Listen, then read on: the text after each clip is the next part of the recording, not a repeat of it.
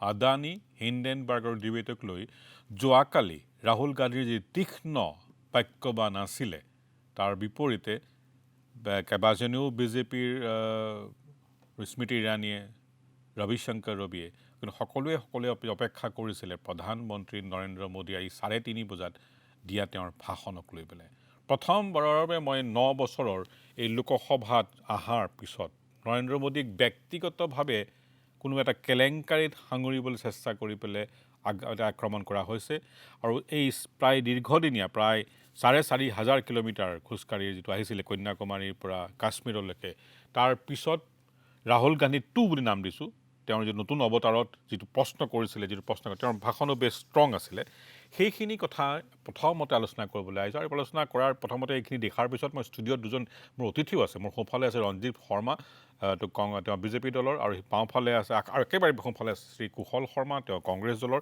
তেওঁলোকৰ যোৱাৰ আগতে প্ৰথমতে মই এটাকে দেখাব বিচাৰিম যে আদানী বিতৰ্কক লৈ পেলাই 3 দিন যেতিয়া পাৰ্লামেণ্ট নচলিল তাৰ পিছত যেতিয়া চলিল তেতিয়া ৰাষ্ট্ৰপতিৰ ধন্যবাদসূচক বিতৰ্কত ভাগ লৈ পেলাই ৰাহুল গান্ধীয়ে কৰিছিলে কিন্তু তাৰ প্ৰশ্ন গোটেইখিনি কৰিছিলে তাৰ আগতে কিন্তু মই মোদীয়ে আজি কি স্পীচ দিছিলে অতি সুন্দৰ স্পীচ দিছিলে দীঘলীয়া ডেগত য'ত তেওঁৰ চাৰ্কাজম আছিলে কবিতা আছিলে ধেমালিও আছিলে আৰু খুব কৌশলগতভাৱে তেওঁ বিতৰ্কটোক নোচোৱাকৈ তেওঁ পাৰ কৰি গুচি গ'ল তেওঁৰ কথাখিনি অকণমান শুনি লওঁগৈ पिछले 10 साल में 2014 के पहले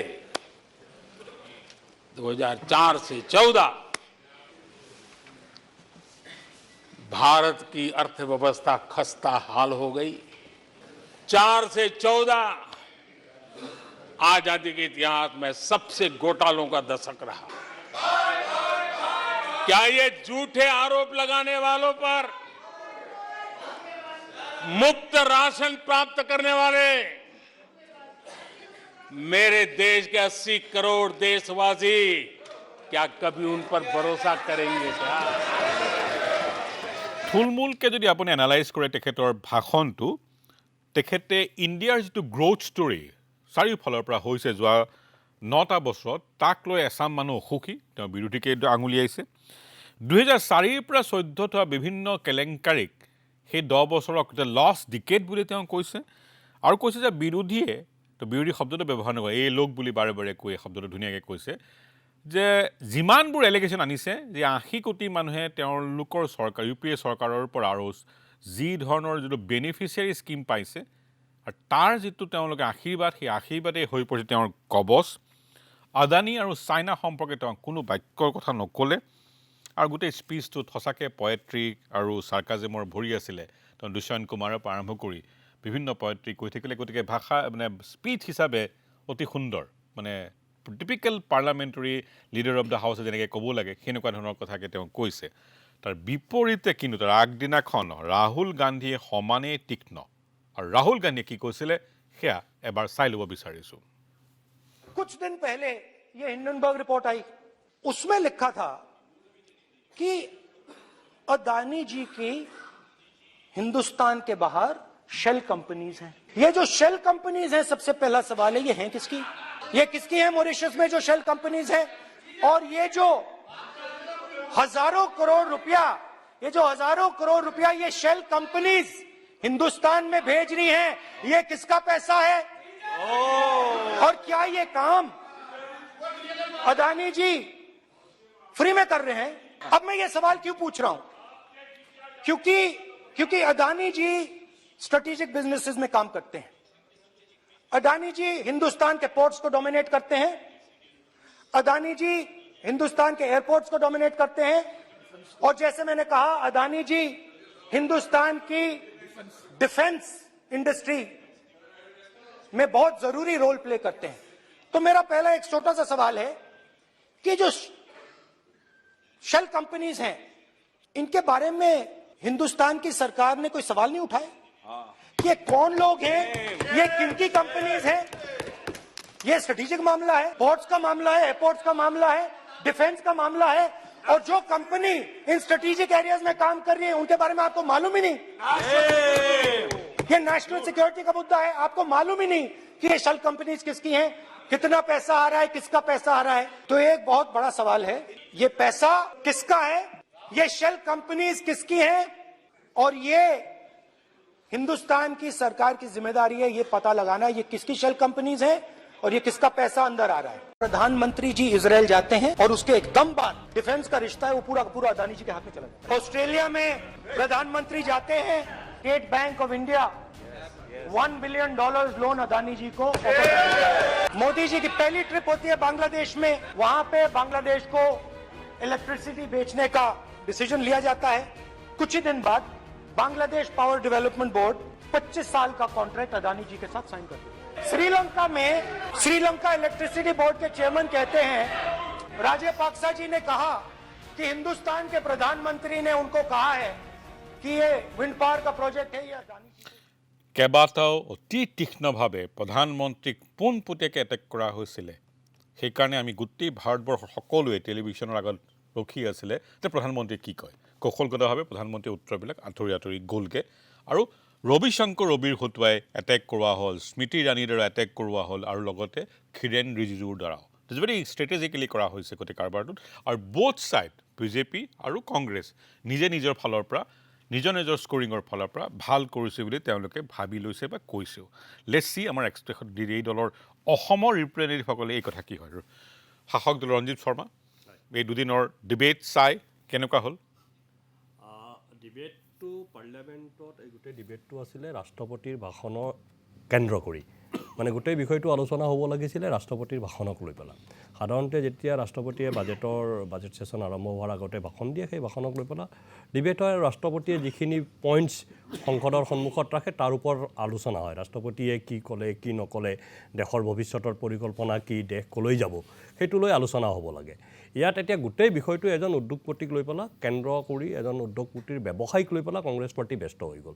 তেওঁলোকে ৰাষ্ট্ৰপতিয়ে কি কৈছিল, সংকল্পৰ পৰা সিদ্ধিলৈ যাত্ৰাৰ কাম চলি আছে। এতিয়া আমি সংকল্প, দেশৰ যিটো সংকল্প 2047 চনত আমি পৃথিৱীৰ এটা শক্তিশালী, 1 নম্বৰো হ'ব পাৰোঁ, 2 নম্বৰো হ'ব পাৰোঁ, সেই পৰ্যায়লৈ যোৱাৰ কাৰণে এটা শক্তিশালী পৰ্যায়লৈ আমি দেশৰ অৰ্থনীতিক লৈ যাব লাগে, দেশৰ সমাজ ব্যৱস্থাক লৈ যাব লাগে, দেশৰ বৌদ্ধিক জগতক লৈ যাব লাগে। তাৰ কাৰণে সংকল্প লৈ সেই সিদ্ধি যাত্ৰা আমি কৰি আছোঁ। তাৰ কাৰণে ৰাষ্ট্ৰপতিয়ে চৰকাৰখনে কি কি কাম লৈছে, কি কি পৰিকল্পনা কৰিছে, সেই গোটেই বিষয় বৰ্ণনা কৰিছে। কুশল শৰ্মা, এখেতসকলৰ যিটো ডিফেন্স মই পলিটিক্স পাৰ্লিয়ামেণ্টতো দেখিছোঁ, ইয়াতো দেখিছোঁ ৰঞ্জিত শৰ্মাৰ মুখত, তেওঁলোকে গোটেই বস্তুটো এথিকেল আৰু থিয়ৰিটিৰ মাজত ধৰিব বিচাৰিছে, কি ক'ব লাগিছিল, কি ক'লে।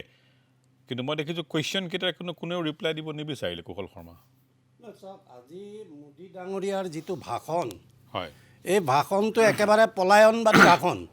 আৰু এই পলায়নবাদী ভাষণৰ দ্বাৰা তেওঁ এই কথাটো পৰিষ্কাৰ কৰি দিলে যে তেওঁ নিজে দুৰ্নীতিত আকণ্ঠ নিমজ্জিত। কাৰণ ইতিমধ্যে ৰাহুল গান্ধী ডাঙৰীয়াই যিবিলাক গুৰুতৰ অভিযোগ উঠাইছে, চেল কোম্পানীৰ কথা কৈছে, বাহিৰৰ পৰা পইচা আহে বুলি কৈছে, ফ্ৰীতে এইবিলাক কাম কৰে নেকি, ছাৰ্ভিচ দিয়ে নেকি আদানীয়ে সুধিছে, এইবিলাক চিৰিয়াছ হেৰি। গতিকে এই কথাবিলাকৰ আচলতে তেওঁ ধন্যবাদক সূচক তেওঁ ভাষণৰ লগত এই কথাবিলাক আহিব লাগিছিল। ৰাহুল গান্ধীৰ ভাষণ মানে সংসদত দিয়া ভাষণ, এই ভাষণ দেশবাসীৰ প্ৰশ্ন আছিল। আজি বিৰোধী, ঐক্যবদ্ধ বিৰোধীৰ এইবিলাক গুৰুতৰ প্ৰশ্ন আছিল। আজি মোদী ডাঙৰীয়াই তেওঁৰ ভাষণত যিবিলাক চমৎকাৰী ভাষণ, এনেকুৱা ভাষণ আমি বিগত 9 বছৰত বহুত দেখিছোঁ। শৰ্মা, মই ৰঞ্জিত শৰ্মা, ষ্ট্ৰেটেজিকেলি মোদীয়ে কথাখিনি ইয়াত আৰু কথা আছে। আজি দেশৰ নিৰাপত্তাৰ লগত মোদী ডাঙৰীয়াই খেলুৱাড় কৰিছে। আজি ৰাহুল গান্ধী ডাঙৰীয়াই এই কথাবিলাক তুলিছে, সজোৰে তুলিছে, তেওঁ কিন্তু ইয়াৰ জবাব নিদিলে। গতিকে মোদী ডাঙৰীয়া যে আকণ্ঠ দুৰ্নীতিত নিমজ্জিত, এই কথাটো তেওঁ স্পষ্ট কৰিলে। তেওঁৰ ইডি, CBI এইবিলাক যিবিলাক তেওঁৰ অস্ত্ৰ, এইবিলাক আদানীৰ ক্ষেত্ৰত কিয় ব্যৱহাৰ কৰা নহয়? শৰ্মা, মই একেটা কথা সুধিব বিচাৰিছোঁ, কথাটো একে আপোনাৰ কথাখিনি সুধিব বিচাৰিছোঁ। এতিয়ালৈকে মোদীৰ বিৰুদ্ধে ডাইৰেক্টলি কোনো এটেক কৰা নাছিলে, এইবাৰ তেওঁ কৰিছে আৰু মোদীয়ে খুব কৌশলগতভাৱে তেওঁক সেইখিনি ৰিপ্লাই দিয়া নাই, ষ্ট্ৰেটেজিকেলি বুজা গৈছে। কিন্তু তেওঁ ৰাহুল গান্ধীয়ে সেইখিনিলৈকেতো এটেকখিনি কৰিব পাৰিলে, যিটো কথা আজি কিছুদিন আগলৈকে সাহস কৰিব পৰা নোৱাৰা হৈছিলে। মৃণাল, গোটেই কথাটো যদি আপুনি মোদী মুখ্যমন্ত্ৰী হোৱা সময়ৰ পৰাই চায়, হয়, মোদী যেতিয়া মুখ্যমন্ত্ৰী হ'ল তেতিয়া তাৰপিছত গোদ্ৰা কাণ্ড হ'ল, গোদ্ৰা কাণ্ডৰ পিছত মোদী যেতিয়া আমেৰিকালৈ যাবলৈ ওলাল কংগ্ৰেছৰ উদ্যোগত আমেৰিকাৰ কিছু এমপিক বন্ধ কৰালে যাব কাৰণে। যোৱাৰ বন্ধ কৰালে গোটেইখিনি চাওক মোদীৰ এগেইনষ্টত কংগ্ৰেছে বিভিন্ন ধৰণৰ ষ্ট্ৰেটেজিকেলি তেওঁলোকে লৈ আছে আৰু এই যে বিৰোধ আপুনি যদি যিটো লষ্ট ডিকেট বুলি কৈছে মাননীয় প্ৰধানমন্ত্ৰীয়ে সেই লষ্ট ডিকেটৰ গোটেই নিউজ যদি চায় তো আপুনি দেখিব যে 40 to 45% নিউজ কেৱল মোদী এণ্টি মোদী নিউজ আছিল আৰু সেইটোৱেই মোদীজীক ব্ৰেণ্ডিং কৰিলে বাট এইকেইটা কুৱেশ্যন কৰিলে কুশল শৰ্মা যি মই কৈ আছোঁ ৰাহুল গান্ধীক কোট কৰিছে নাই মই সেই প্ৰশ্নটো ষ্ট্ৰং কুৱেশ্যন না কুৱেশ্যনটো আমি কিন্তু কুৱেশ্যনটো কৰা নাই প্ৰশ্ন দেশৰ সুৰক্ষাক লৈ পেলা আজি চাওক এই প্ৰশ্নটো প্ৰথম উত্থাপন কোনে কৰিছে 2017 চনত আমেৰিকাত গঠন হোৱা এটা অৰ্গেনাইজেশ্যন থিংক টেংক অৰ্গেনাইজেশ্যন তাৰ বেকত কোন আছে কি আছে কোনেও নাজানো আমি তেওঁলোকে এটা ৰিপৰ্ট দিলে সেই ৰিপৰ্টৰ উত্তৰ যিটো দিলে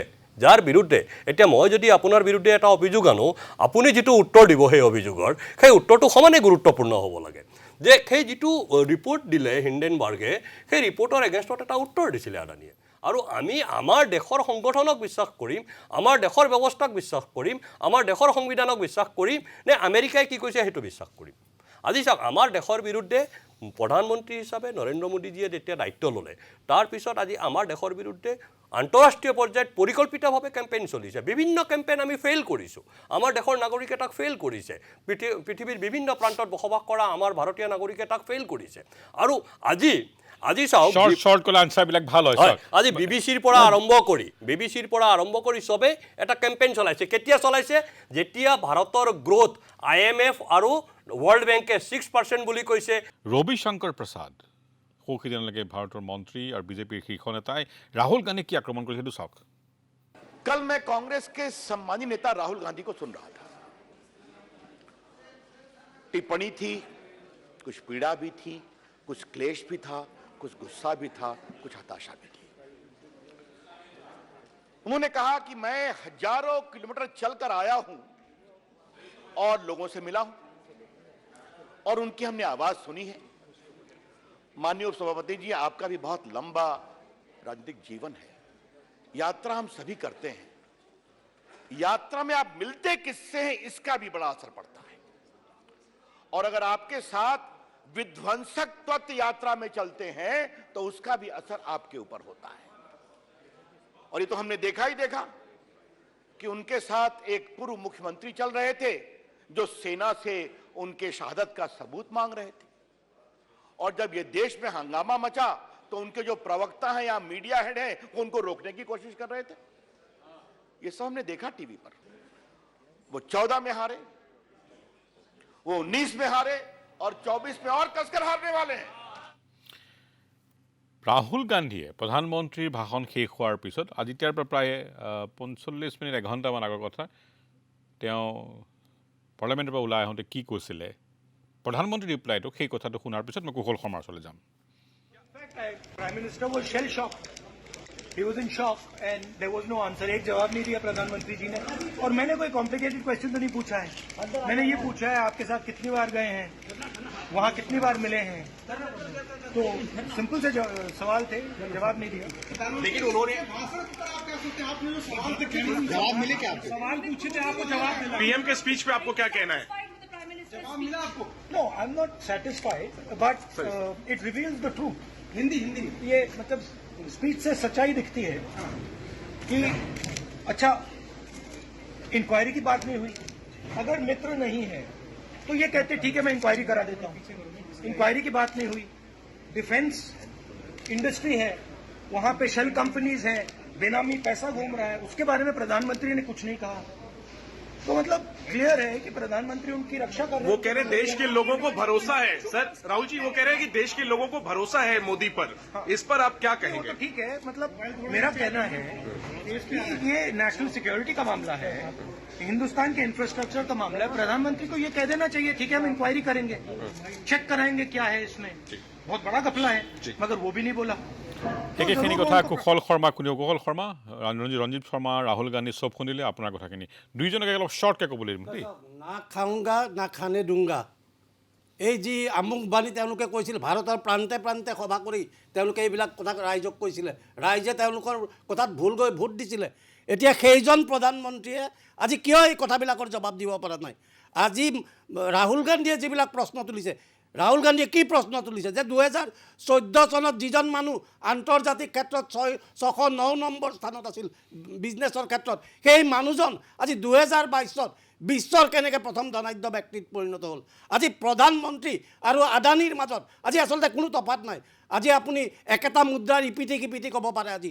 আজি সেইকাৰণে প্ৰধানমন্ত্ৰীয়ে আজি দুৰ্নীতি ভ্ৰষ্টাচাৰৰ ইমানবিলাক গুৰুতৰ অভিযোগ যেতিয়া আহিছে তেওঁ সেই কথা জবাব দিবলৈ সাহস কৰা নাই। আৰু প্ৰধানমন্ত্ৰী চকীৰ পৰা এগৰাকী বিশেষ ব্যক্তিক এনেধৰণে তেওঁ যিধৰণে সহায় সহযোগ কৰি আছে, তেওঁলোকে এইটো ভবা উচিত নহয় যে এই কথাবিলাক ভাৰতীয় জনগণই প্ৰত্যক্ষ কৰা নাই, ভাৰতীয় জনগণই এই কথাবিলাক লৈ যে ভৱিষ্যতৰ দিনত এটা পৰিৱৰ্তনৰ ক্ষেত্ৰলৈ যাবলৈ বাধ্য হ'ব, এই কথাবিলাক কিন্তু তেওঁলোকে অহা দিনত দেখিবলৈ পাব।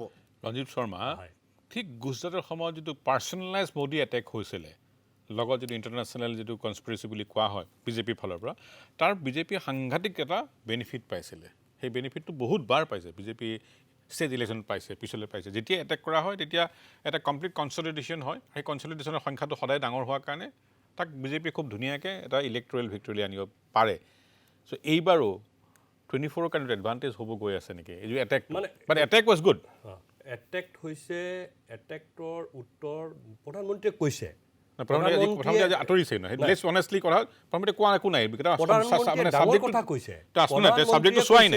প্ৰধানমন্ত্ৰীয়ে কৈছে যে ক'ভিডৰ সময়ত ঘৰৰ ভিতৰত সোমাই থকা 80 কোটি মানুহৰ ভোজনৰ ব্যৱস্থা এইখন চৰকাৰে কৰিছে, আৰু সেই 80 কোটি কবচ মোৰ লগত আছে। সেই 80 কোটি কবচৰ যিটো দুৰ্গ, সেই অবৈধ দুৰ্গ ভেদ কৰি কংগ্ৰেছে কিবা কৰিব পাৰিব বুলি মই নাভাবোঁ। আৰু মাৰ্চ মাহৰ প্ৰথম সপ্তাহত জনগণৰ প্ৰথমটো উত্তৰ পূৰ্বাঞ্চলৰ পৰা আহিব। আমি উত্তৰ পূৰ্বাঞ্চলৰ ৰণভূমিত আছোঁ। ত্ৰিপুৰা, নাগালেণ্ড, মেঘালয়ে তাৰ উত্তৰ দিব। মাৰ্চ মাহৰ প্ৰথম সপ্তাহলৈ অপেক্ষা কৰক। আজি ৰাহুল গান্ধীয়ে যিবিলাক প্ৰশ্নৰ উত্তৰ বিচাৰি আছে, তাৰ প্ৰথম উত্তৰ আমি উত্তৰ পূৰ্বাঞ্চলৰ পৰা দিম, নৰ্থ ইষ্টৰ পৰা। আৰু প্ৰধানমন্ত্ৰীয়ে যিটো 80 কোটি কবচৰ কথা কৈছে, সেই কবচ কিমান অভেদ্য আৰু কিমান শক্তিশালী সেয়া উত্তৰ পূৰ্বাঞ্চলতে দেখা পাব। কুশল শৰ্মায়ো দেখিব, আপুনিও দেখিব, ময়ো দেখিম। আমি অপেক্ষা মই এইটো আচৰিত পাইছোঁ যে আপুনি কিবা এটা একিউজ কৰক বা আপুনি কৰক, কৰাপশ্যনৰ কথা কওক, বেয়া কথা হওক, ইলেক্টৰেল ভিক্টৰীটো আপোনাৰ আনচাৰ হৈ যাব পাৰে নেকি কুশল শৰ্মা? সেইটো চাওক, মানে এখেতসকলৰ ইলেক্টৰেল ভিক্টৰীটো যিটো অৱধাৰিতভাৱে ধৰি লৈছোঁ, নাগালেণ্ড জিকিব, মেঘালয় জিকিব আৰু ত্ৰিপুৰাও ভাল বুলি এইটো অকল এখেতসকলে 80 কোটি মানুহৰ এইটো নহয়। আচলতে যে এই আদানীৰ যিটো পইচাৰ খেল, চেল কোম্পানী, এই কথাবিলাক তেওঁলোকে ফাণ্ডিং কৰে বিজেপিক। আজি চেল কোম্পানীৰ জৰিয়তে যিবিলাক পইচা আহি আছে, সেইবিলাকেৰে বিজেপিয়ে নিৰ্বাচন খেলে। সেই টকা পইচাৰ জোৰত বিজেপি জিকি আছে। কিয় তেতিয়াহ'লে তেওঁলোকে এই কথাবিলাকৰ তেওঁলোকে তদন্তৰ সন্মুখীন হ'বলৈ সাহস নকৰে? আজি বিজেপিৰ কাৰ্যালয় জাগাই জাগাই যিমান বনাইছে, আপোনালোকে এই অসমত যিমানখিনি বনাইছে, ক'ৰ পৰা টকা আহে তেওঁলোকে ক'ব এতিয়া যে তেওঁলোকৰ মেম্বাৰে দিছে।